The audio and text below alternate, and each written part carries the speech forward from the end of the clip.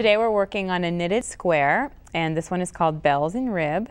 It's got this kind of ribbing pattern here with these interesting bobbly, pokey out kind of bell things, and it's a very interesting technique that makes them, so I'm going to show you how to do that now. Now I'm working on row 5 of the pattern repeat. I'll just show you a few key points and a few key rows so that you'll understand what you need to know to execute this pattern. So right now in row 5, I'm going to knit 1, purl 2, and then I'm going to cast on 4 stitches. To cast on in the middle of the row, there's a few different methods, but this is what I do. I just loop the yarn up and over, and it makes an extra little stitch on the needle. So just loop it up and over. That's 3, and there's 4. So I've cast on my 4 stitches. Now I need to purl 2, make sure my yarn is in the front of the work to purl, and knit 1, and that is the pattern repeat for this row. Next I'll show you the row after so that you can see how to work that. This is row 6, and on this row I'm going to purl 1, knit 2, and now comes the interesting part. I'm going to purl into the front and the back of each of those cast on stitches from below.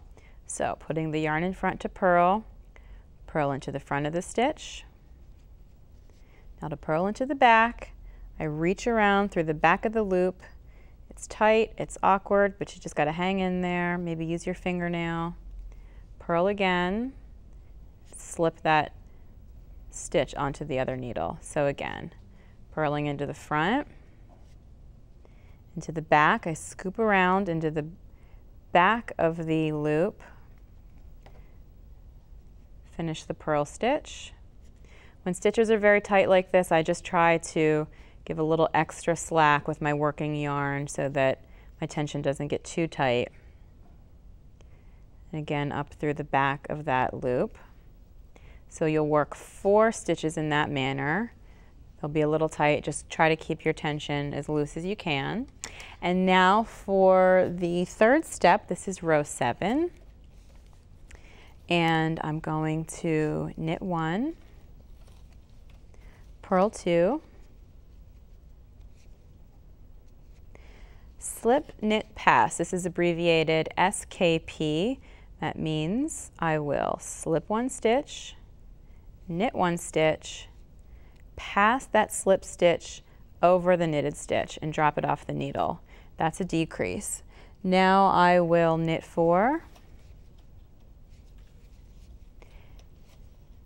and then I'll knit 2 together. To knit 2 together, just insert the needle into 2 stitches as if they're 1 and knit them together, and that's another decrease.